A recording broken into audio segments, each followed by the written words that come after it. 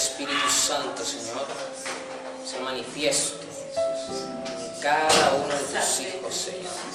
Que aquel que no nació de nuevo, tú tengas misericordia, Señor. Rompas las cadenas de tinieblas y lo hagas pasar a la luz de tu Hijo Jesús. Señor, que aquellos, Dios, que están coqueteando con el pecado, redarguye los Espíritus Santos de Dios, de justicia, de pecado, de juicio. Santifícalos con tu verdad, tu palabra es la verdad, Señor. Que ellos tengan hambre y sed por tu presencia, hambre y sed por tu justicia, Señor. Que ellos realmente sean adoradores en espíritu y en verdad, Señor Jesús. Ayúdalos con sus debilidades, con esa lucha contra el pecado, contra la carnalidad, la mundanalidad, Señor. Que seamos saciados por los manjares que tú nos sirves, Señor, a través de tu palabra, Jesús. Que de esa forma te podamos conocer mucho más. Sí, Señor. Sí, Señor. Amén. Gracias, Dios. Puedes sentarse, Señor. Oh, Jesús.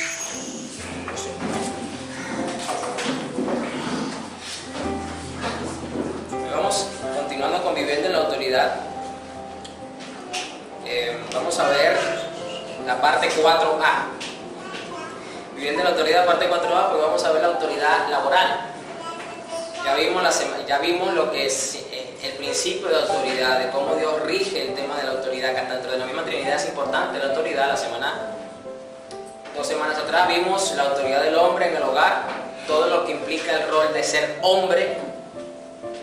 Y luego vimos la autoridad de la mujer en el hogar, lo que implica ese hermoso rol de ser mujer, de ser ayuda idónea, de tener una autoridad delegada. Hemos visto entonces que hay 4 áreas fundamentales donde Dios delega la autoridad sobre aquellos que lo van a representar, y por eso vimos el hogar, que es el primero, en el hombre y la mujer. Pues hay otras 3 áreas, como es el trabajo, o el ámbito laboral. Está también la autoridad gubernamental, que también lo vamos a ver, y la autoridad eclesiástica o la autoridad delegada en la iglesia. Cada una de estas áreas, como ya lo he dicho, pueden ser muchas otras, pero estas son básicamente las que están sustentadas a nivel mundial, todas las autoridades que puedan existir. Y sorprendentemente, en el ámbito del trabajo, en el ámbito laboral, para mi sorpresa y agrado, hay mucho que la Biblia ha dicho sobre el tema. Creemos que solamente es trabajar porque necesito comer, necesito mantener a mi familia, y porque es que no me queda de otro, porque no nací en una casa de ricos y tengo que trabajar. Pues ese concepto tan superficial y tan banal va más allá de eso. ¿Qué es lo que Dios quiere decirnos con lo que es el trabajo?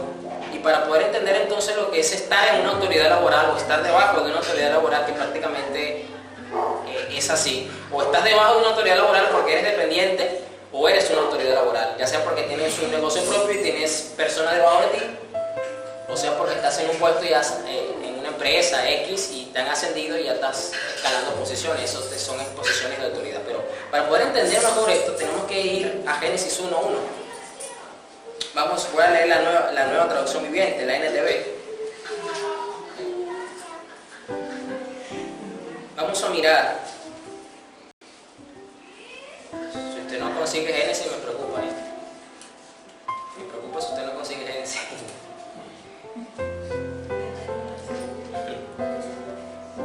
El libro de Bereshit, en el hebreo, significa en el comienzo. Génesis 1:1, en una traducción viviente, dice el primer verso: en el principio Dios creó los cielos y la tierra. Ya de lleno, lo primero que nos muestra el mismo Dios es que Él es un Dios trabajador. Él es un Dios que es contrario al ocio. Él es un Dios contrario a la holgazanería, un Dios contrario a la pereza, un Dios contrario, y esto lo vamos a ir mirando a lo largo de esta primera parte de este mensaje. Nos deja en claro que Dios es un Dios que le gusta elaborar, que le gusta proyectarse, que le gusta ejecutar buenas funciones y le gusta hacer las cosas bien. Porque lo primerito que nos dice es que Dios creó los cielos y la tierra, y eso lleva mucho trabajo. La Biblia dice que le tomó 6 días, pero sabemos que para Dios un día son como 1000 años y 1000 años son como un día, así que no podemos tener esa actitud de cuánto tiempo le llevó a hacer toda la creación. Solo nos lo resumen en 6 días. Entonces estamos hablando que Dios ejecutó lo que planificó en 6 días. Así que Dios es un Dios de trabajo. Entendemos entonces que para Dios es importante el trabajo. Nuestro Dios es un Dios que trabaja. La tierra no tenía forma y estaba vacía, y la oscuridad cubría las aguas profundas, y el Espíritu de Dios se movía en el aire sobre la superficie de las aguas. Aquí ya vemos entonces Dios Padre, Dios Hijo y Dios Espíritu Santo en 2 versos, trabajando en la creación, dándole forma, dándole sentido. Y de ahí pues hacia abajo vemos entonces pues cómo Dios fue ejecutando según su proyecto, según su maqueta, según su planificación, la creación de lo que Él mismo construyó, elaboró. Entonces para Dios es importante el tema. Pero ¿por qué es importante más allá de no estar en ocio, de no estar vagabundeando, de no estar sin oficio, o como usted le quiera decir? Vemos en el verso 25 de mismo del capítulo 1 de Génesis que Dios hizo toda clase de animales salvajes, animales domésticos y animales pequeños, cada uno con la capacidad de producir crías de la misma especie. Y fíjense algo, Dios se sintió realizado, tuvo una satisfacción enorme con lo que había hecho. Mire cómo termina el verso. Y Dios vio que esto era bueno. Hay una satisfacción cuando tú haces bien las cosas. Dios se agradó de hacer un buen trabajo. Tuvo una realización personal, se sintió bien con su trabajo bien hecho y bien realizado. Eso te va a pasar a ti. Yo no sé si tú eres de ese tipo de personas, no voy a decir que perfeccionista, pero que sí por lo menos se esfuerza por hacer las cosas bien. Y te sientes realizado, te sientes satisfecho cuando ves el resultado de tu trabajo. Dios vio que todo lo que había hecho, de todo su trabajo, era bueno. Le quedó bien. Si no, mire ese cuerpo. Algunos, por la edad y por el pecado, para no es tan agraciado como debería, pero le quedó bien lo que hizo con usted o no. Y si está casado, pues el doble, porque a la persona que se casó con usted le gustó también lo que Dios hizo. Pero más allá de esto, vamos a Romanos 1:18. La razón del por qué para Dios su trabajo, o el trabajar, o el estar empleado en algo, como usted le quiera decir. Vamos a ver qué nos dice el apóstol Pablo. Algo muy interesante, que usted puede inclusive tomar estos versos para evangelizar. Si usted no lo sabía, ya se va a dar cuenta del por qué. Romanos 1:18. La epístola de Romanos es una epístola espectacular para entender el plan de salvación y de redención, porque Pablo comienza los primeros capítulos demostrando la inutilidad de la raza humana, la depravación, la perversión, la condenación, que los 3 primeros capítulos te hacen sentir que, wow, Señor, o sea, yo estoy mal. Y luego te empieza a hablar de la justificación y de la salvación a través de la gracia. Pero fíjense lo que dice el apóstol Pablo a partir del verso 18. Pero Dios muestra su ira desde el cielo contra todos los que son pecadores y perversos, que detienen la verdad con su perversión. Aquí dice que Dios está molestado con el pecador y con los perversos, y que muestra su ira desde el cielo. Y cómo Él se dio a conocer a estos perversos y pecadores, porque recordemos que el pecado ofende a Dios, el pecado aira a Dios. ¿Qué pasó aquí? Miren lo que continúa diciendo el verso. Ellos conocen la verdad acerca de Dios. Está hablando de los pecadores y perversos. Ya va, pero la Biblia nos dice que una de las señales de los últimos tiempos es que el Evangelio será predicado a toda criatura y de toda nación, y luego de esto vendrá el fin. Y entonces, ¿cómo esta gente sabía ya de quién es Dios? Buena pregunta, ¿verdad? Pues aquí nos lo dice, nos lo responde. Ellos conocen la verdad acerca de Dios porque Él se la ha hecho evidente. ¿Cómo Dios se le manifestó al pecador y al perverso? Que Él es Dios, que Él es santo, que Él es justo, que Él aborrece la maldad, que Él aborrece la perversión, que Él aborrece el pecado. Pues desde la creación del mundo, todos han visto los cielos y la tierra. Por medio de todo lo que Dios hizo, ellos pueden ver a simple vista las cualidades invisibles de Dios. ¿Por qué para Dios el trabajo es tan importante? Porque a través de lo que Él ha hecho, volvemos a lo que vimos en Génesis, por eso tomemos como referencia presente a Génesis. A través de la creación, Dios demuestra quién es Él. Wow. Por eso que el trabajo es tan importante para Dios, porque el trabajo, el oficio, el empleo, demuestra sus características, sus rasgos personales, quién es Dios. Por eso que a lo mejor usted ha leído salmos tan poéticos de David como que las olas del mar te alaban, los animales del campo te honran, y que suena muy poético, que suena muy bonito, pero más allá de lo poético y lo bonito, es una verdad que está allí. La creación misma te testifica de que hay un Dios grande, de que hay un Dios maravilloso, de que hay un Dios todopoderoso, de que hay un Dios santo, de que hay un Dios que es creativo, de que hay un Dios que es ingeniero, que es arquitecto. Todas las profesiones del mundo están en Dios. Dios es el empleador por excelencia, ese es el trabajador por excelencia. Y a través de su trabajo nos testifica quién es Él. Por eso que los perversos y los pecadores no tienen excusa. Pues por medio de todo lo que Dios hizo, ellos pueden ver a simple vista las cualidades invisibles de Dios, su poder eterno y su naturaleza divina. A través de la creación, el hombre recibe en su conciencia el testimonio del Dios que está en los cielos. ¿A través de qué? De su trabajo. Tan perfecto, tan sublime. A pesar de que el pecado, porque recuerde que la tierra está bajo maldición por culpa de Adán, a pesar de que la tierra ha venido degradándose, a pesar ha venido convulsionando, a pesar que hay animales extintos, que hay deforestación y todo esto que usted sabe, a pesar de eso, la misma creación testifica del Creador. Así que no tienen ninguna excusa, mire lo que continúa el verso diciendo, para no conocer a Dios. Por eso es que el ateísmo es algo absurdo. Y lo más curioso del caso es que entonces los ateos le echan la culpa al Dios ficticio, como ellos dicen, del hambre en África, de los terremotos en el mundo. Entonces yo vengo y digo, ¿cómo tú le puedes echar la culpa a un Dios que supuestamente tú no existes? No tiene sentido. Entonces si le estás echando la culpa es porque sabes en tu conciencia que sí existe. Porque la creación misma se lo testifica. Es cierto, ellos conocieron a Dios, escuchen, pero no quisieron adorarlo como Dios ni darle gracias. Su conciencia los acusa. En cambio, comenzaron a inventar ideas necias sobre Dios. Como resultado, la mente le quedó en oscuridad y confusión.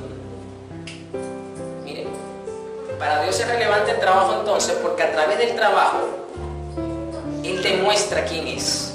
Por eso es tan importante para Dios el trabajo. Es tan relevante. Volvemos a Génesis 1:26. Aquí leo la Reina Valera 60. Entonces ya para poder entender entonces que el trabajo no es simplemente de vengar ingresos para mantener a mi familia. Esto va más allá de eso. Esto es la percepción, la visión de cómo Dios ve el trabajo. Que no es entonces cualquier cosa. Que no es simplemente cumplir un horario, que no es simplemente cobrar el 15 del último de lo que hice, o administrar bien el dinero porque soy negociante para tener recursos. Va más allá de eso entonces. Entonces Dios dijo, hagamos al hombre a nuestra imagen, conforme a nuestra semejanza. Es decir, Dios dice, hablando con el Hijo y con el Espíritu Santo, hagamos al hombre trabajador. Hagamos al hombre un empleado, pero que también pueda tener la capacidad para emplear a otros. Entonces está en nuestra naturaleza el trabajo, señores, amada iglesia. Y señoré en los peces del mar, en las aves de los cielos, en las bestias, en toda la tierra y en todo animal que se arrastra sobre la tierra. Y creó Dios al hombre a su imagen, a imagen de Dios lo creó, varón y hembra los creó. Y los bendijo Dios y les dijo, fructificad y multiplicaos, llenad la tierra y sojuzgadla, y señoread en los peces del mar, en las aves de los cielos y en todas las bestias que se mueven sobre la tierra. ¿Qué significa? ¿Qué significa cada una de estas palabras? Pero, ¿qué significa este mandato original de Dios para el hombre? ¿Qué significa este mandato del trabajo para Adán y para Eva? Porque en Eva también está la capacidad. Ahora, que por un tema cultural, como por ejemplo en los países islámicos de Arabia, la mujer no puede casi prácticamente hacer nada porque depende del marido, tiene que quedar en la casa cubierta donde solamente se le ven los ojos y todo aquello. Eso es otro tema, porque es un tema cultural. Pero en la capacidad de la mujer también está el trabajar, el producir. Si fue puesta como ayuda idónea del hombre y el hombre estaba ocupado trabajando, entonces ella también tenía que trabajar con él porque era la ayuda de él, ¿cierto? Bien. ¿Qué significa entonces todo esto? Deje esa pregunta ahí que ya vamos a responder, pero téngala presente. Vamos a Génesis 2, un capítulo más adelante. Verso 8. Leo la PDT. Dice, luego el Señor Dios plantó un jardín en el Edén, en el oriente, y puso al hombre que había formado. Fíjese que Dios creó todas las cosas, crea al hombre, luego forma, trabaja en el huerto y coloca al hombre en el huerto que hizo. Dios trabajó de una manera magnífica, espectacular en el huerto y puso al hombre que había creado su imagen y le dio el mandato de trabajar el huerto. Y aquí esto es lo que vamos a desarrollar. Verso 15 del capítulo 2 de ahí mismo, de Génesis. El Señor Dios tomó al hombre y lo puso en el jardín del Edén para que lo cultivara y lo cuidara. La razón de la existencia del hombre, es cierto, era para que tuviese una comunión con su Creador y para que glorificara a Dios en su vida en la tierra, pero era también intrínsecamente, eso iba ligado y estrechado a la labor, al mandato de trabajar que Dios le había entregado a Adán. Es decir, porque a veces como que nos asociamos a adorar a Dios por un lado y trabajar por otro. Pero toda la vida del ser humano está estrechamente ligada a la adoración a Dios. Entonces Adán tenía que con su trabajo glorificar a su Creador. Y esto lo vamos a ir mirando. O sea, Dios no es que le dijo, trabaja y luego vienes y me adoras. Que es la concepción evangélica que tenemos hoy día. Trabajo de lunes a sábado y los domingos adoro a Dios. No es así. Pero esa es la concepción que se nos ha enseñado. Dios creó al hombre a su imagen con características como él. Él creó al hombre para trabajar con él en el mundo. Dios plantó un jardín y puso a Adán en él para cultivarlo y mantenerlo. Entonces, ¿qué significa? Cultivar, que ya lo vimos ahorita en la PDT, que lo puso para que lo cultivara y lo cuidara. Significa fomentar el crecimiento y mejorarlo. ¿Qué era lo que Dios le estaba diciendo a Adán con estas palabras? Cultiva el huerto. Le estaba diciendo, fomenta el crecimiento y mejóralo. Ya se lo he dicho, que la idea de Dios era que Adán multiplicase la maqueta del huerto en todo el planeta Tierra. Entonces tenía mucho trabajo Adán. Imagínese. O sea, Dios fue el arquitecto. Y usted sabe que todo buen arquitecto deja una maqueta. Y eso se lo da al ingeniero civil y al maestro de obra para que ejecute la obra, ¿cierto? Para que copie lo que está aquí. Lo más perfecto y parecido posible. Eso fue exactamente lo que hizo Dios con Adán. Adán, te voy a poner aquí para que hagas esto. Cultívalo, mejóralo, perfecciónalo. Wow, y te diré, ¿cómo lo va a perfeccionar si lo hizo Dios? Pues Dios le dio la capacidad para hacerlo. Dios no te va a mandar a hacer algo que tú no puedas hacer. Eso es así. Yo no te voy a decir que levantes 500 kilos de peso si Él sabe que tú no lo puedes levantar. Eso es algo de lógica. Pero eso es lo que significa cultivar. ¿Qué significa mantener? En este mandato que Dios le dio a Adán originalmente, significa preservar del fracaso o el decaimiento. Preservar del fracaso o decaimiento. O sea, Dios no quería que el huerto del Edén, porque era un huerto, tenía que cuidarlo. No era que porque estaba ocupado reproduciendo copias del huerto por todo el planeta iba a descuidar el diseño original. No, él tenía que cuidarlo también. De que no decayera. Yo no sé si usted sabe de jardinería o no, pero un jardín bien mantenido y bien cuidado se ve muy lindo, muy bonito. Llama mucho la atención, provoca estar allí. Las mujeres se toman fotos como locas en la rosita, que si la flor, que si el girasol, que si ponme así, que si espérate, que si la cámara, ya va, que me voy a agachar, que quiero que se vea la rosa. Así se pone la mujer. Ahora yo pregunto, ¿pasa lo mismo en un jardín descuidado? Se ve feo también. Las marchitas se ven horribles. No provoca tomarle fotos, provoca echarle candela a todo eso y cortar. Claro, porque no te da ánimo de promoverte con eso. Y eso era lo que Adán tenía que hacer, mantener el huerto. Vimos ahorita que Dios le dijo, enseñoread y sojuzgar.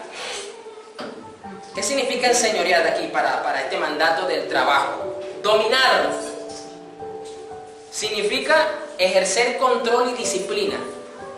Adán, sojuzga, domina, ejerce disciplina sobre todo lo creado. Es decir, era parte de la autoridad delegada como trabajador, que en este caso representaba a Adán a nivel de trabajo. Y usted dirá, pero ¿de dónde Adán iba a sacar tantas manos para un trabajo tan grande que tenía? Porque él solo con Eva no iba a poder. Pues que se le olvida que viene multiplicado también. De ahí iban a salir los ayudantes, de ahí iban a salir los empleados, de su propia descendencia iban a salir. Es decir, Adán tenía trabajo, señores. Era cualquier cosa lo que Adán tenía. No es que Adán se paraba a las 12 del mediodía, se metía un lomo saltado, ay, ya estoy cansado de comer, y se acostaba a las 3 de la tarde, y se paraba a las 7 otra vez para cenar y se volvió a acostar a dormir. No, Adán tenía mucho trabajo. Tenía que ponerle nombre a todos los animales. Creo que fue lo primero que hizo en su sabiduría, porque ya le puso el nombre a todos, porque sabía que era lo más fácil y lo más rápido. O sea, él tuvo capacidad para organizarse en el trabajo que se le fue delegado. El Señor dice en la Biblia que le puso todos los animales delante. No dice cuánto tiempo le tomó, pero le puso nombre a cada uno. Y eso lleva tiempo, ¿sabes? Eso lleva trabajo. Indistintamente de que haya estado en un estado de perfección que absoluta, eso le lleva un tiempo, que la Biblia no lo dice. Pero entonces tenía que ejercer control y disciplina. Si a usted le asombra que a Noé los animales se le sujetaban, que todos los animalitos venían en una filita india entrando al arca, el tigre, el león, la pantera, la cobra, todos esos animales que a lo mejor usted le da miedo o le da cierto respeto porque no sabe cómo puede reaccionar, todos esos animales le sonreían a Noé, se le acurrucaba el león como que si fuera un gatito. Sí, pero pasa, que ya dijo la hora. Adán era igual, porque él ejercía control y disciplina. O sea, él podía disponer de la creación, era parte de su trabajo. Sojuzgar, ¿qué significa sojuzgar? O como dice René Valera, sojuzgar. Un término que a veces como que cuesta entender. ¿Qué le quiso decir Dios en el trabajo que lo puso a hacer? Significa administrar y asumir la responsabilidad y tomar decisiones. Tienes tú que tomar decisiones, Adán, ¿qué vas a hacer? Yo te estoy poniendo para que cultives el huerto. Te estoy diciendo que le pongas nombre a los animales. Puedes comer de todos los frutos que hay, menos de este, ya tú sabes.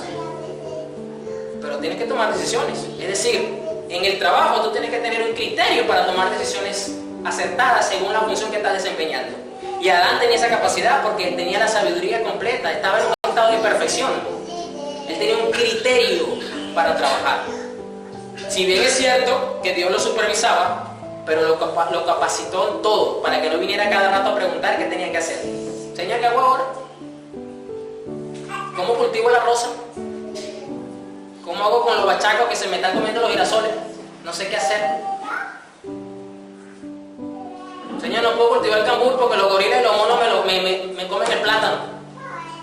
¿Cómo hago para cultivarlo? Porque es que no me dejan. Ejerce control, Adán. Yo te capacité. Pon orden con esos gorilas y con esos monos para que no te estén comiendo el plátano. Señor, ¿cómo hago con los cuervos que me están comiendo la cosecha del choclo? No me dejan quieto, no me dejan trabajar con el choclo porque vienen y se comen todo.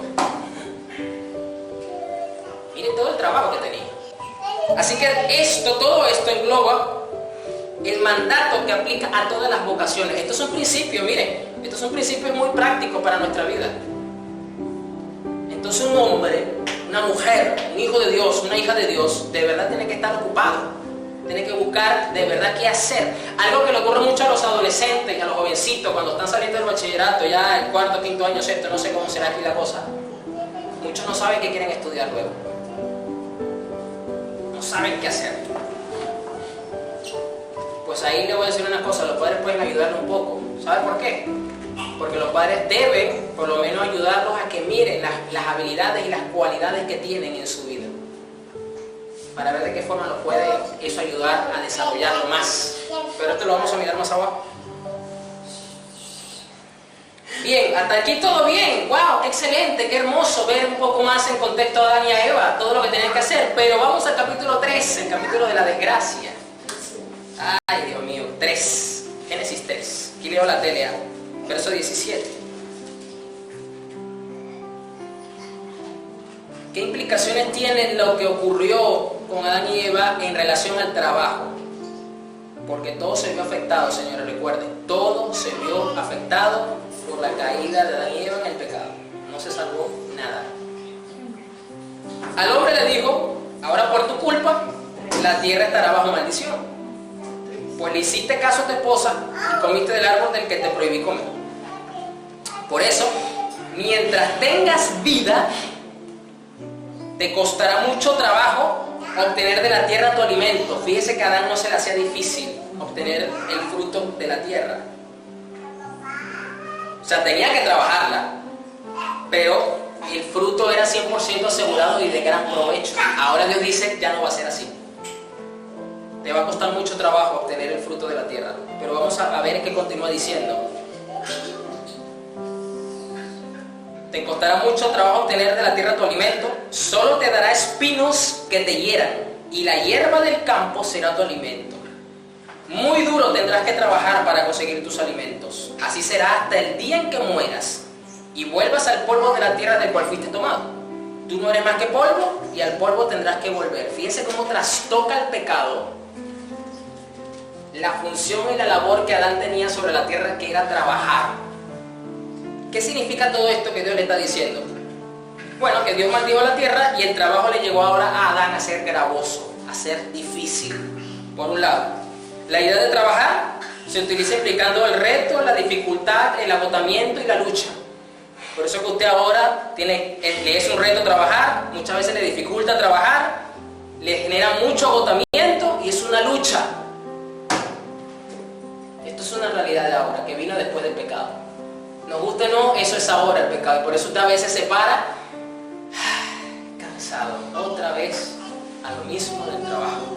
Y no quiere decir que no te guste lo que hagas, porque puede que estés haciendo algo que te gusta, pero eso no quiere decir que sea una dificultad, que sea agotado, que sea una lucha y que sea un reto.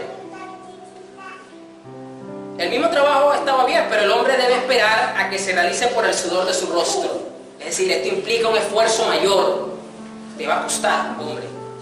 Y usted dirá: bueno, pastor, pero ¿qué clase de sudor va a generar alguien que está todo el día metido en una oficina con aire acondicionado, donde está haciendo lo que le da la gana y que pagan muchos millones de dólares? Ese es el trabajo soñado, dirían muchos. Pero usted no sabe todo el sudor que esa persona tuvo que lograr a lo mejor para llegar a ese puesto. Entonces se aplica y se cumple lo que Dios dijo. Y eso no quiere decir que aunque lo haya logrado, no va a tener dificultades en el camino, no vaya a tener retos en el camino, no tenga luchas para mantener ese puesto. Porque hay otros envidiosos que están en la competencia que quieren el mismo puesto. Entonces, ¿se aplica o no aplica? Perfectamente. Y aquí tenemos al pastor Carlos, que trabajó muchos años en el ámbito administrativo y de oficina, y puede pues dar pie de que esto es así, se cumple tal cual. Asimismo también, el resultado no siempre va a ser positivo. Aunque el hombre comerá plantas de su campo, también producirá espinos y cardos. Por eso muchas veces la planificación laboral es un poco frustrante, porque al final los resultados no son como se esperaban. Porque la tierra va a dar cardos y espinos. A Adán no le daba cardo y espino. A Adán le daba el 100% el fruto de su trabajo. Qué satisfactorio es eso. Pero es muy frustrante planificar, sobre todo cuando uno quiere emprender, cuando uno quiere ya no depender del sistema clásico laboral moderno y quieres tú ser, como dicen por ahí, tu propio jefe. Y las cosas no te salen como quieres muchas veces. Y eso genera frustración, genera otra vez invertir tiempo, genera otra vez invertir recursos, recapitular para ver a dónde están los fallos. Pero no hay nada que te garantice muchas veces que la tierra no te siga dando cardos y espinos, en alguna pequeña porción o en mayor porción. Porque Dios mismo lo dijo. culpa tuya, Adán, la tierra va a ser maldita, ya no te va a dar el fruto y ya no te va a garantizar el 100% del beneficio del trabajo. Por eso que el esfuerzo y el trabajo duro no siempre serán recompensados de la manera que el trabajador espera o desea.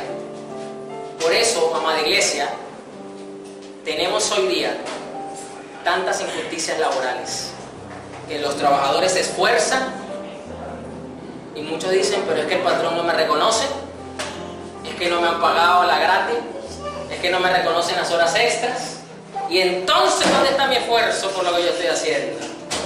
Cualquier parecido con la realidad es pura coincidencia. Dele las gracias a Adán. Cuando usted lo vea en el cielo, dele las gracias. Gracias, Adán, por las injusticias laborales que nos dejaste abajo. Porque la tierra ya no me da solamente el fruto, sino que me da cardos y espinos. ¿Por qué espinos? Yo no sé si usted de niño o si usted viene del campo, pero usted sabe que los espinos pullan, hincan, sacan sangre muchas veces, duele.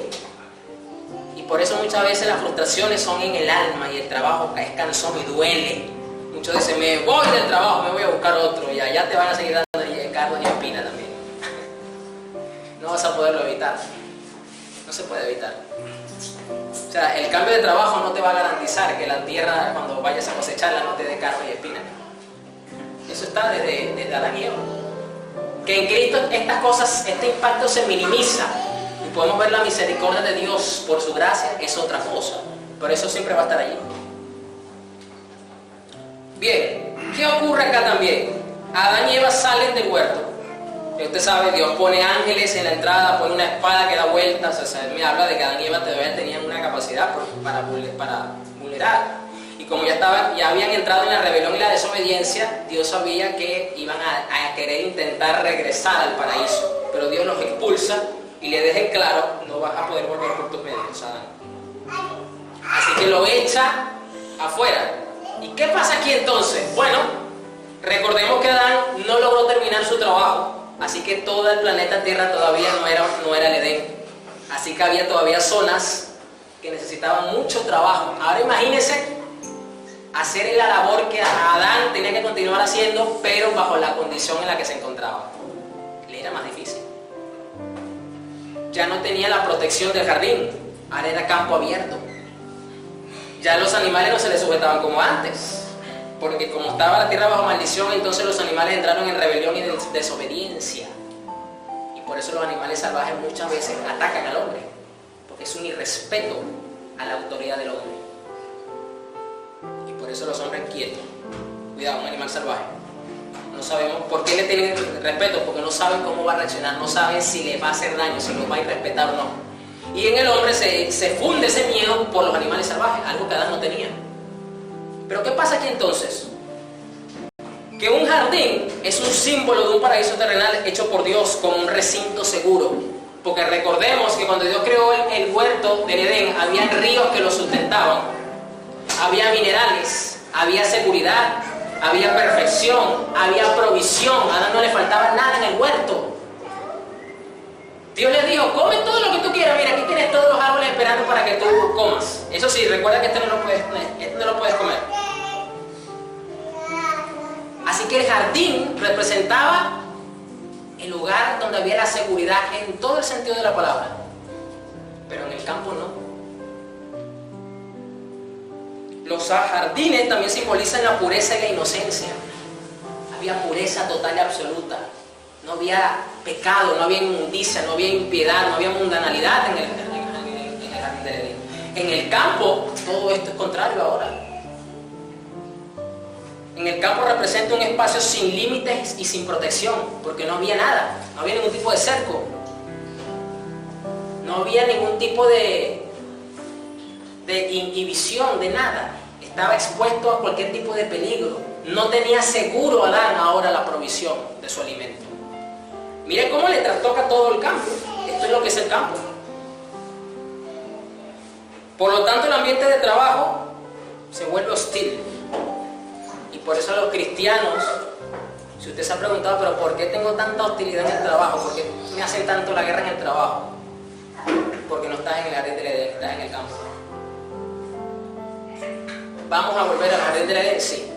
Si usted analiza Apocalipsis, los últimos capítulos, dice que la nueva Jerusalén va a venir, el sol de justicia va a gobernar y va a reinar, no va a haber noche, siempre va a ser de día. El árbol de la vida va a estar en el centro para que con esas hojas las naciones del mundo se sanen. Va a correr el río de ahí. Y los que estamos en Cristo viviremos ahí. Entonces el jardín, entonces el trabajo que no hizo el primer Adán, lo va a terminar el último Adán, que es Cristo. Y todo el planeta Tierra va a ser otra vez un paraíso. Pero no va a ser para todos ahora. ¡Wow! Miren que hasta eso, recordemos que Pablo habla de Jesús, comparándolo con Adán como el primer Adán y el postrer Adán. Y aunque ahí solamente nos los explica con el tema este de la rebelión y de la obediencia, pero entonces nos deja también claro que Jesús viene hasta terminar el trabajo que Adán no pudo. Viene a convertir la tierra en un paraíso para nosotros. Porque dice que habrá cielos nuevos y tierra nueva.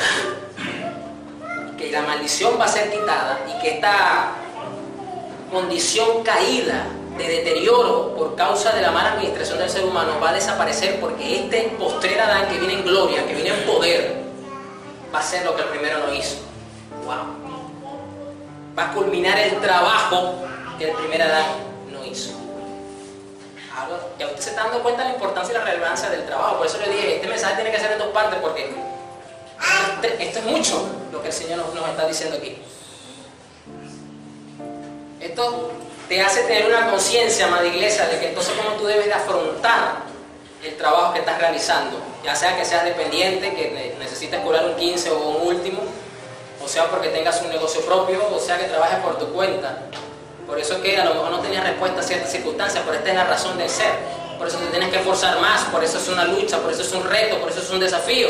Por eso muchas veces la frustración viene, porque la tierra te da cardos y espinos. Pero de repente te sale la misericordia de Dios y ves la abundancia en un momento. ¡Wow! Esto te trae paz y te trae libertad en Cristo también. Totalmente. Pero vamos a seguir mirando. Vamos al Salmo 127, verso 1. Nueva Biblia Viva, NBB. Te diga, concha, ahora yo entiendo por qué me tratan así en el trabajo, pero por qué tengo el infierno desatado en el trabajo, en tanta hostilidad. Que yo quiero hacer las cosas bien y el sistema lucha en mi contra para que me salga mal o para que me vaya mal. Espinos y cardos. Salmo 127:1 dice: si el Señor no edifica la casa, en vano trabajan los albañiles. Si el Señor no cuida la ciudad, en vano hacen guardia los vigilantes. Hablando entonces del trabajo de albañiles y del trabajo de vigilantes. En vano se levantan de madrugada y se acuestan muy tarde, trabajando desesperadamente por pan para comer, porque Dios concede el sueño a sus amados. Amada iglesia, dependes hasta del favor y de la misericordia y de la bendición de Dios para poder disfrutar y sacarle provecho al empleo que tienes. Así seas muy hábil haciéndolo. Porque aquí lo dice el Señor, que si Dios no edifica, la construcción de los albañiles es inútil. Si Dios no vigila, el trabajo de los vigilantes es infructuoso. De nada vale trabajar 20 horas diarias para comer, para tener, si Dios no está contigo, si Dios no bendice tu trabajo. Porque Él concede el sueño a sus amados. ¿Qué quiere decir eso? Que entonces que hasta en el reposo hay provecho. Dios bendice la obra de tu mano. Dios bendice tu oficio, tu empleo. Miren, Dios ha prometido entonces que el trabajo que Él nos dio, Él lo va a bendecir por su misericordia, por su gracia. Vamos a ver su ayuda. Hasta en eso tenemos que aprender a ser dependientes. Tenemos que aprender a ser dependientes de esto, de Dios, hasta para hacer lo que ya usted sabe hacer, y a lo mejor usted se considera experto en eso. Okay. Vamos a Efesios 4:28. Sí. Vamos al Nuevo Testamento, Efesios 4:28. Aquí leo la TLA. Quien antes fue ladrón debe dejar de robar y ahora trabajar bien y con sus propias manos. Así tendrá dinero para ayudar a las personas necesitadas. El trabajo se realiza no solo para beneficio propio del trabajador, porque vas a cobrar, porque te vas a poder comprar, porque vas a poder viajar, porque vas a poder esto, porque vas a poder hacer lo otro. El propósito del trabajo también es para poder tener recursos para ayudar al que lo necesita. Por eso es que hay iglesias que, por ejemplo, tienen un fondo económico aparte para sustentar y para intentar ayudar a aquellos miembros de la congregación que de verdad lo necesitan. Y digo esto porque en el caso del apóstol Pablo dio instrucciones a Timoteo, a la iglesia de Tesalónica y a otros más que vamos a mirar luego, donde dice que ayuden a las que son verdaderamente viudas, a las que realmente son viudas, y pone algunos detalles sobre este caso. Dice que a las viudas jóvenes las manda a casarse, a las viudas que realmente lo son, pues primeramente a la familia, que los ayuden, y más si son cristianos, y aquellas que no tienen a nadie, que dependen de Dios, pues entonces la iglesia debe socorrerlas. ¿Y de dónde va a salir ese socorro?, pregunto yo. De la iglesia. ¿Y quién es la iglesia? El templo, esto físico. El templo es usted y yo. Entonces, darle a César lo que es de César, a Dios lo que es de Dios, y darle a Dios lo que es de Dios involucra ayudar a aquellos que lo necesitan. ¿Cómo vas a ayudar? Que cada quien dé según, conforme a su corazón. El mismo apóstol Pablo lo dice en Corintios. Nada es por obligación ni por fuerza, pero hay iglesias organizadas que administran esto para estos casos, que son necesarios a veces. Sí son necesarios. Entonces el trabajo no solo es para el beneficio del trabajador, sino es para el beneficio de otros también, del que lo necesite. En Deuteronomio podemos mirar cómo Dios le da instrucciones a los judíos para que ayuden al pobre y al necesitado, y que no pongan excusa. Pone el ejemplo allí en Deuteronomio, de que si el año que sigue es el año de la remisión de deudas y el perdón de situaciones o de libertar a los esclavos, entonces no lo ayuden. No, todo con más razón necesitas ayudar. Es decir, la misericordia de Dios tiene que verse hasta en el trabajo que tú realizas. ¿De qué forma tú estás mostrando la misericordia de Dios? Ahora sí vamos al Proverbio 14:23. Leo la NTV. El trabajo trae ganancias. El trabajo trae una ganancia. Es obvio, el Señor te lo dice y te lo garantiza, que el trabajo te va a traer una ganancia. Pero el solo hablar lleva a la pobreza. La riqueza es una corona para los sabios y el esfuerzo de los necios solo produce necedad. Fíjense cómo el tono áspero de la Biblia, del Señor para con la pereza, para con el vago, para con aquel que solo se queda sin hacer nada. Es decir, el ser trabajador implica ser una persona diligente con las cosas que tienes que hacer. No las puedes dar solamente en palabras, porque no vas a devengar ningún tipo de provecho para tu vida, para tu familia, para los que lo necesitan. Y dice que la riqueza es una corona para los sabios. ¿Y quién es el sabio según la Biblia? Aquel que teme y respeta a Dios. Y el que teme y respeta a Dios va a tener el beneficio en su trabajo de ese respeto que tiene por Dios. Eso se va a notar. Hasta en eso se va a notar. Y el esfuerzo de los necios solo produce necedad. Ya usted sabe que la Biblia, entonces, si para la Biblia sabio es el que respeta a Dios, el necio es el que menos respeta a Dios, o el que poco respeto tiene por Dios. Es un necio.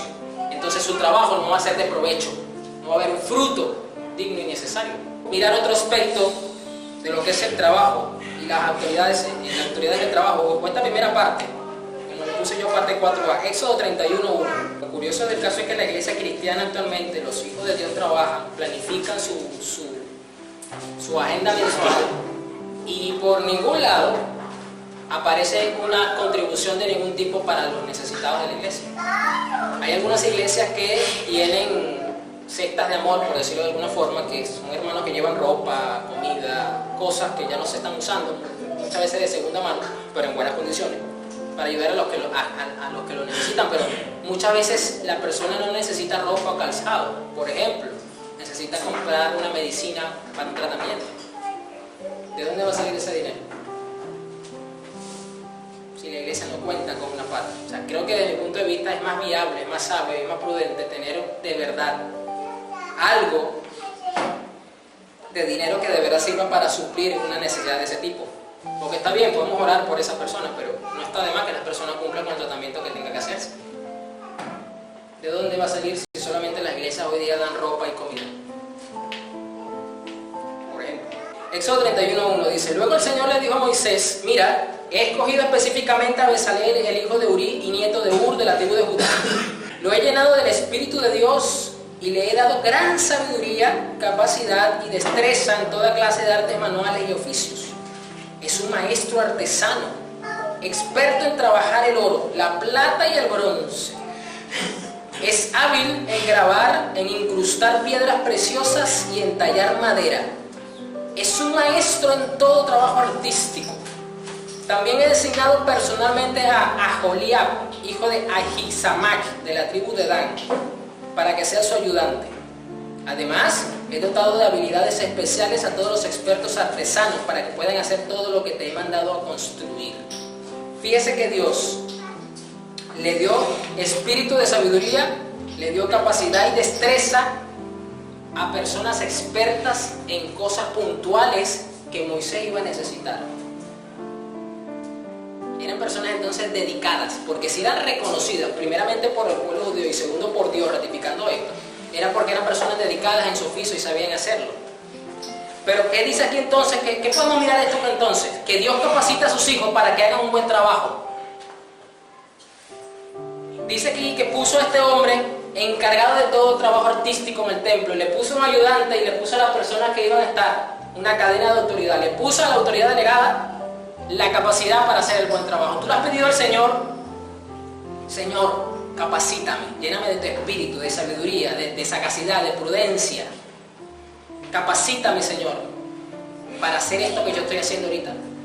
¿Tú le has pedido al Señor eso? Eso es una bendición. Porque aquí no dice que se volvieron expertos luego de que el Espíritu vino. No dice eso. Dice que eran expertos ya. Y al final del texto dice: además, he dotado de habilidades especiales a todos los expertos. Es decir, ya eran expertos antes de esta llenura de esta capacitación especial del Espíritu de Dios. Y Dios ha prometido entonces capacitar a sus hijos para que hagan un buen trabajo. Y más si estás en una posición de autoridad dentro de tu trabajo. O si tienes personas debajo de ti. Tú le has pedido al Señor: Señor, capacítame con esto. Lléname de tu espíritu para tener esta sabiduría, esta sagacidad, esta capacidad. Porque Dios lo puede hacer, Dios lo quiere hacer, porque la idea es que tú glorifiques a Dios en tu trabajo. ¿Y usted cree que el trabajo que esta gente hizo era feo? Era espectacular. Yo me imagino las cuentas de Instagram y de Facebook de la época, pasándole las fotos. Mira cómo quedó, qué bello. 3.000 likes, 8.000 veces compartido, 700 comentarios. Estaban todos los judíos influencers compartiendo la foto de lo espectacular, de lo hermoso que había quedado. Vamos ahora a Proverbios 6, verso 6. Aquí leo la Nueva Biblia Viva. Aprende de las hormigas, perezoso. Fíjate en lo que hacen y sigue su ejemplo. Aunque no tienen quien las obligue a trabajar, no tienen quien las mande. Trabajan mucho todo el verano, recogiendo alimentos durante la cosecha. Perezoso, no haces más que dormir. ¿Cuándo vas a despertar de tu sueño? ¿Duermes un poquito más? ¿Te tomas una larga siesta? ¿Descansas cruzado de brazos? Y así lo que lograrás es pobreza y más pobreza. Esta te atacará sin piedad. Miren la actitud y el tono hostil de Dios con el perezoso, con el vago, con el que anda en el ocio, con el que no está empleado en algo productivo ni para lo suyo ni para el prójimo. La Biblia condena todo, ¿verdad? Y esto hay que decirlo y hay que enfatizarlo porque estamos viviendo en tiempos donde hay una corriente política en el mundo que busca precisamente que el hombre dependa de un gobierno central para todo, donde los convierte prácticamente en seres perezosos, donde el Estado le tiene que regalar, le tiene que dar todo. Eso no es el diseño de Dios para el ser humano. Eso no es. Ningún sistema político que pretenda promover el ocio, la pereza, la holgazanería en el ser humano, podemos decir que va a contar con el respaldo del Señor, porque no son políticas públicas según el diseño de Dios. no promueven el diseño de Dios, que el hombre y la mujer sean personas empleadas, que produzcan con sus manos, que sean productivos para la sociedad. Una persona así no es alguien que valga la pena en una sociedad. Una sociedad llena de sin oficios, de perezosos, que les gusta que le regalen todo. Es lamentable cuando yo veo por las redes sociales personas venezolanas que se han regresado a otros países porque no, me fui porque a donde estaba todo había que pagarlo. Todo cuesta. A mí eso me indigna. Y es lamentándolo mucho el resultado de políticas públicas que no son consonas con el diseño de Dios para el ser humano. Eso es normal que las cosas tengan un costo y un valor. Lo que para ti es gratis, el Estado se lo está pagando a otra persona para que para ti sea gratis. Entonces realmente nada es gratis en este mundo. Eso es así. Todo cuesta, todo vale. Entonces piensa que el tono hostil de la Biblia, Dios no promueve nada de eso, nada tipo de pereza, de ocio, nada, de ninguna forma. Y si usted tiene hijos que están en la adolescencia, póngalo a hacer algo. Póngalo, si no saben hacer nada productivo, pues métanlo en un curso, póngalo en un taller a hacer algo, a que aprendan algún oficio, que se desenvuelvan en algo, que puedan hacer algo en la vida, de verdad, que sea de provecho, porque a Dios no le gusta a la gente perezosa. Y así le va a usted dando instrucciones a sus hijos o a sus hijas, lo que Dios le haya dado, a lo que el valor del trabajo. Enséñele a cómo mirar a Dios en las autoridades que tiene. Eso lo vamos a mirar en la segunda parte de este video, de esta prédica. Porque piense cómo la exhortación de Dios es fuerte. Perezoso, mira a la hormiga. No te da vergüenza que la hormiga que no tiene quien la mande, que no tiene jefe, trabaja. Por eso que hay personas que necesitan tener siempre un jefe hasta encima. Y no hacen nada si el jefe no se lo manda. No tienen ni siquiera iniciativa. No son proactivos. No buscan ser personas productivas. Hacen lo que el jefe les dice como tal cual. El jefe me dijo que me sentara aquí 2 horas y ahí me senté 2 horas. No son capaces de hacer más nada. Ya lo vimos que no tienen un criterio para hacer las cosas. Tienen un criterio para trabajar. Carecen de un criterio. Entonces, vamos al Proverbio 18, verso 9. Yo la TLA. Y es tremendo porque estas personas que trabajaron con Moisés estaban trabajando en un área que se necesita mucha iniciativa. Necesita ser personas proactivas, como es la parte artística. Necesita mucha creatividad, necesita ser movido. Y es difícil que yo me encuentre a alguien que sea creativo y que no tenga iniciativa. Es complicado. Proverbio 18, 9. ¿Qué dice la Biblia más con este punto? El vago y el destructor hasta parecen hermanos. Dios compara al vago, al que no tiene oficio, al perezoso, al que no es productivo, con el destructor. Imagínense cómo Dios lo mira. Mire la opinión de Dios de aquel que no valora en lo que es el trabajo, el estar siendo productivo, el ser de provecho para la sociedad, para lo suyo. ¡Wow! Esto es tremendo, ¿sabes? Que Dios tenga esta opinión. Vamos ahora a 2 Tesalonicenses 3. Leo la Nueva Biblia Viva. Por eso les dije, este mensaje va a tener 2 partes, porque hay mucho que Dios nos va a decir, nos iba a enseñar con el tema de la autoridad en el trabajo. Y los jovencitos y las jovencitas hoy día solamente ven el trabajo como un medio para lograr un fin, que es el dinero, para yo poderme independizar de mis padres, porque ya me quiero ir de la casa, porque me quiero comprar mis cosas y no quiero seguir esperando que mi papá y mi mamá me lo den. Así solamente lo mira la sociedad, los jovencitos actuales. Pero ustedes se dan cuenta que el trabajo es un medio para glorificar a Dios, para hacerte provecho. ¿Qué dice la gente de tu trabajo? Y ahí vas a saber lo que la gente piensa de ti. Yo le pregunto, ¿usted alguna vez ha visto el famoso recuadro de la Mona Lisa? ¿O la Capilla Sixtina que pintó Miguel Ángel? Son piezas de arte espectaculares que generan mucha admiración. Y el realismo de la Mona Lisa, pero que a su vez te refleja 2 emociones al mismo tiempo, porque tiene una mirada triste, pero a la vez como una sonrisa pícara. Dice, wow, ¿cómo lograr ese nivel de perfección? ¿Cómo Miguel Ángel logró pintar toda una capilla de muchos metros con la cabeza hacia arriba y hacerlo todo tan perfecto? Impresionante. ¿Qué te dice eso? Wow, te habla de lo disciplinado, de lo apasionado, del experto, de lo dedicado, de lo meticuloso. Es decir, te está describiendo características del que lo hizo. Por eso Dios dice, en la creación yo testifico quién soy yo. ¿Qué dice la gente del trabajo que tú realizas? Y vas a saber la opinión que tienen de ti. El trabajo es un reflejo de quién tú eres. Muy difícilmente alguien tenga un trabajo excelente si su vida es mediocre. Eso es un reflejo. Mira lo que dice 2 Tesalonicenses 3:6. Hermanos, un mandamiento les doy en nombre del Señor Jesucristo. Apártense de cualquier hermano que ande con holgazanerías. Apártese. No lo estoy diciendo yo, lo está diciendo el apóstol Pablo. Y que no siga las enseñanzas que ustedes recibieron de nosotros. Ustedes saben bien que deben seguir nuestro ejemplo y a nosotros jamás nos vieron sin hacer nada. Cuando queríamos comida, la comprábamos. Con fatiga y cansancio trabajamos día y noche para no ser una carga a ninguno de ustedes. Y no se trataba de que no tuviéramos el derecho de solicitar el sustento, sino de que queríamos enseñarles con el ejemplo. Estando aún entre ustedes, pusimos una regla. El que no trabaja, que vaya y le pida comida al Estado. No, aquí no dice eso. Esos son los socialistas y los comunistas, ¿ves? ¿Te das cuenta? El que no trabaja, que tampoco coma.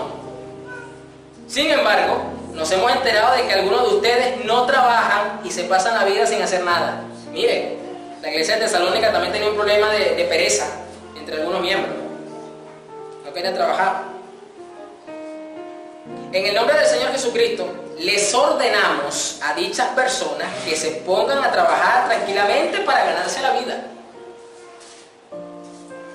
Hermanos, nunca se canse de hacer el bien. ¿Qué es hacer el bien? Ser productivos para los tuyos, ser productivos para la sociedad. Testificar de Dios por medio de tu trabajo.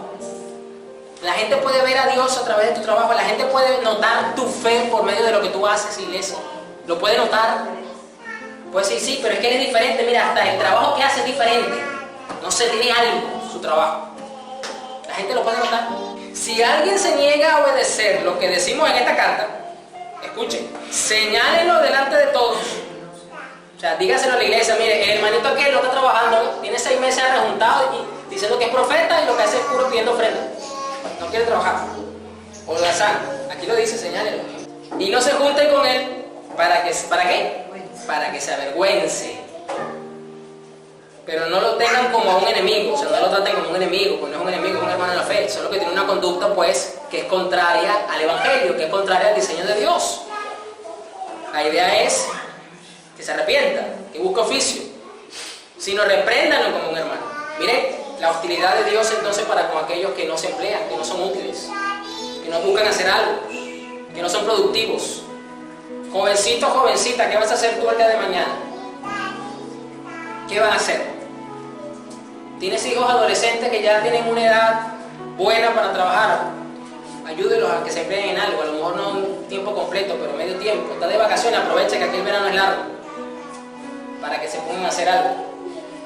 Ahí los estás instruyendo, los estás ayudando para el día de mañana. El día de mañana te lo va a agradecer. Gracias papá, gracias mamá por enseñarme, por instruirme, por apoyarme. 1 Timoteo 5:8, ya vamos a terminar, no se preocupen. Buenísimo este mensaje, muy práctico, muy revelador. Lo que Dios opina entonces de lo que es el trabajo, de él como la primera autoridad, el primer empleador del mundo, que tenía un empleado en el cual delegó su autoridad para hacer muchas cosas. Wow. 1 Timoteo 5:8. Si alguno no mantiene a su familia, particularmente a los de su propio hogar, niega la fe y es peor que el que no cree en Dios. Wow. Hombre o mujer que trabaja, esto es muy típico sobre todo aquí en Latinoamérica, y no le pasan su parte a los hijos, entonces las mujeres tienen que ir a pelear a tribunales para que el hombre por lo menos responda de alguna forma. Y lo más triste del caso es que aquí Pablo está hablando de cristianos, no está hablando de inconversos. Peor aún, dice que cristianos que se comportan de esta forma son peores que los inconversos. Imagínese usted, no es cristiano. No hay cristiano, alguien que se comporta de esta forma.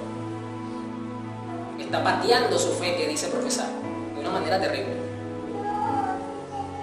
Vamos ahora a Eclesiastés 2:4. Leo la Nueva Biblia Vive, con esta vamos a terminar los pocos versos que faltan. Vamos a ver qué nos dice Dios a través de Salomón. Que usted dirá, bueno, pero pastor, pero Salomón ¿para qué iba a trabajar si tenía de todo? Mensualmente hay una parte en la Biblia, ahorita no recuerdo dónde está, que dice que a gobernadores le mandaban toneladas de alimentos, le mandaban toneladas de oro, de bronce. Dice la Biblia que Dios se lo prometió: te voy a hacer el hombre más rico del planeta, vas a ser el hombre más sabio. Y usted dirá, bueno, pues en esa condición, ¿para qué va a trabajar Salomón? Así cualquiera. ¿Verdad? Muchos quisieran así, estar así. Pero no, fíjese. Salomón dice algo muy interesante. Eclesiastés 2, desde el verso 4. Después traté de hallar satisfacción inaugurando un amplio programa de obras públicas. Fíjese, estaba haciendo algo, estaba trabajando Salomón. Casas, viñedos, jardines, parques y huertos. Dice obra pública, pero en realidad era para su provecho. Y estanques para el regadío de mis plantaciones. Luego compré esclavos y esclavas, y otros nacieron en mis propiedades. Crié grandes manadas y rebaños, más que cualquiera de los reyes que me precedieron. Recaudé plata y oro como tributo de muchos reyes y provincias. En el aspecto cultural, organicé coros y orquestas de hombres y mujeres. Y además tuve muchas hermosas concubinas. Así es que me engrandecí más que cualquiera de los reyes de Jerusalén que me antecedieron. Y sin embargo, mantuve mi perspicacia de modo que pude evaluar todo esto. Fíjense que Salomón estaba bastante ocupado. Tomaba para mí cuanto se me antojaba y no me privaba de ningún goce. Hasta en el trabajo arduo hallé placer. Eso es lo que vas a obtener de tu trabajo: placer, satisfacción. Pero mirando este gusto fue en verdad la única recompensa de todas mis faenas. Pero mirando cuanto había emprendido, me pareció tan inútil como perseguir el viento sin que nada valiera realmente la pena. En el trabajo, hombre o mujer, solamente vas a tener una satisfacción del resultado de tu trabajo. La verdadera realización personal, tu verdadera identidad y ese vacío del alma que tiene el ser humano no lo puede llenar el trabajo. Lastimosamente, por mantener esa actitud, muchos hombres, muchas personas han perdido sus familias por trabajar y trabajar. Con la excusa de que trabajo para mantener a mi familia y para mantener bien a los míos, no se dan cuenta que descuidan a los suyos realmente. Así que el trabajo no puede sustituir a Jesús. El trabajo es un medio para glorificar a Dios. El trabajo es un medio para que usted se desarrolle como individuo sobre la faz de la tierra y cumpla con el propósito de su vida muchas veces. Pero es solamente eso, vas a hallar una satisfacción. Y cerramos con Juan 5:17. Cerramos con el Evangelio. Vamos a ver qué dijo Jesús. Bueno, realmente ya nos viene hablando desde hace rato. Nos dice el Evangelio de Juan, capítulo 5, verso 17. Fíjese, Jesús, el contexto rápido. Jesús viene al famoso pozo de Betesda que estaba allí, donde cuando Dios movía las aguas por medio de un ángel, muchos se sanaban, siempre y cuando llegara primero y se metiera de chapuzón, aunque no supiera nadar ahí, iba a salir sano. Así que la alta probabilidad era que los mudos eran los que tenían mayor facilidad y los sordos de sanarse, porque podían correr y podían mirar. Así que los ciegos, el que no podía caminar, se le dificultaba llegar primero y meterse porque se le costaba. Así que pues él habla con un hombre que está postrado, tiene muchos años en una camilla, y le pregunta: ¿tú quieres ser sano? Sí, Señor, pero es que cuando llega el agua y la cosa no me puedo mover. Bueno, levántate, toma tu camilla y vete. Y el hombre va y le cuenta a los fariseos que lo sanó fue Jesús. Esto ya pues revolvió mucho más a los fariseos. Y por eso le querían matar, porque él decía ser igual a Dios, cuando decía que era igual a Dios. Y en el verso 17 Jesús dice una afirmación tremenda. Pero Jesús les dijo: mi Padre siempre trabaja y por eso yo también trabajo. Es decir, si usted creyó que porque en Génesis dice que en el séptimo día Dios descansó y se quedó ocioso, es de entender que si nos está mostrando la Escritura de que Dios aborrece el ocio, la pereza, la holgazanería, Él mismo lo va a ser perezoso. O sea, Él tuvo trabajo luego del séptimo día. Y si Jesús dijo que mi Padre siempre trabaja, hablando de un tiempo presente y continuo, entonces porque Dios está trabajando siempre. Que no sabemos en qué cosas, de qué forma y de qué manera, pero lo hace. Y por eso Jesús dice, y por eso yo también trabajo. Entonces este es parte del diseño, de entender lo que implica el trabajo, los principios de una autoridad delegada, si estás en posiciones de trabajo, que ya de por sí el hecho de estar empleado es una autoridad que se te da para que representes y glorifiques a Dios con tu trabajo. Pónganse sobre su pie. Vamos a orar.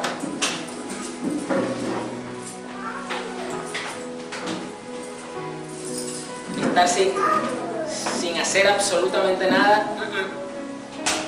Padre, madre, tome cartas en el asunto sobre ese muchacho o esa muchacha. Póngalo a hacer algo. Si no sabe, pues comience desde lo básico. Enséñele a hacer algo, ser productivo para algo.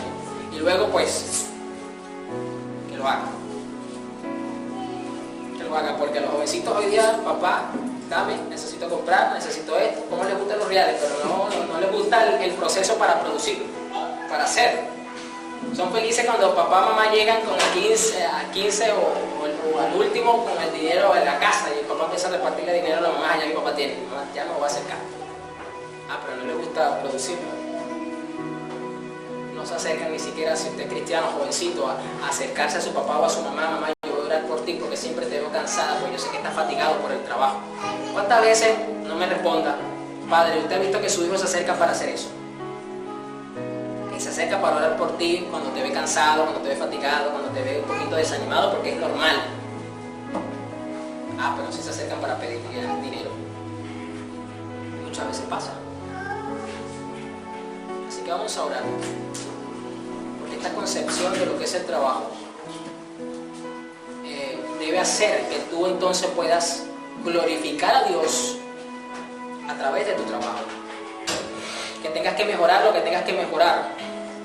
Si se te fue delegada la autoridad de Dios en el ámbito laboral, para que entonces puedas ser un mejor cristiano o cristiana en el ámbito laboral. ¿Amén? Padre, en el nombre de Jesús te damos toda la gloria y toda la honra, porque tú nos instruyes según tu verdad, con tu palabra.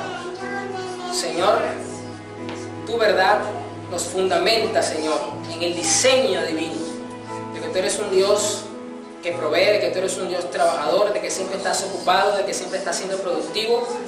Aunque muchas veces no lo sepamos y no seamos conscientes de esta realidad, tú sí lo estás, Señor. Ayúdanos, Jesús, a ser productivos según el trabajo que tú nos has encomendado hacer y que nos has permitido hacer a otros. Señor Jesús. Padre, aquellos que están en ocio, dale la sabiduría para que salgan de esa condición, Señor, porque tú has prometido ayudar y bendecir y capacitar el trabajo de nuestras manos y de nuestra vida. Dale, Señor, las instrucciones a los padres de la iglesia para que puedan ocupar a sus hijos y sean productivos, Señor, no sean ociosos, no sean holgazanes. Ayuda, Señor, a aquellos que están trabajando a administrarse mejor para que puedan proveer a los suyos y ayudar al que lo necesite, Señor Jesús, y que de esta forma todos te podamos glorificar en todo momento, Señor.